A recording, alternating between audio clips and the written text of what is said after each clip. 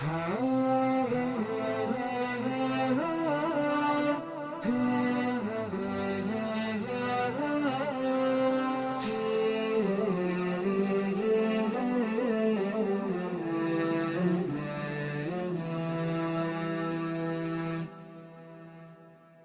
لله رب العالمين، وصلى الله وسلم وبارك على سيدنا محمد وعلى آله وصحبه وسلم تسليما كثيرا. إن المتقين في جنات وعيون، أسأل الله أن يجعلنا وإياكم منهم. هنيئا والله لكم أيها الصائمون، هنيئا والله لكم أيها القائمون.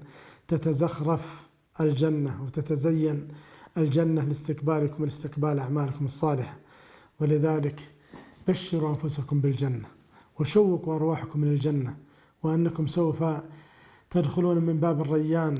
لله قوم أخلصوا في حبه فاختصهم ورضي بهم خدام، قوم إذا هجم الظلام عليهم قاموا فكانوا سجدا وقياما، يتلذذون بذكره في ليلهم ونهارهم لا يفطرون صياما، فسيفرحون بورد حوض محمد وسيسكنون من الجنان خياما، وسيغنمون عرائسا بعرائس ويبوؤون من الجنان مكانا، وتقر أعينهم بما أخفي لهم وسيسمعون من الجليل سلاما. أسأل الله أن يجعلنا وإياكم منهم ومعهم ممن يقال لهم ادخلوها بسلام آمنين. اكثروا من الأعمال الصالحة في رمضان وشوقوا أرواحكم من الجنة، فأنتم بإذن الله من أهلها، لأنكم من أهل التوحيد والسنة ومن أهل لا إله إلا الله.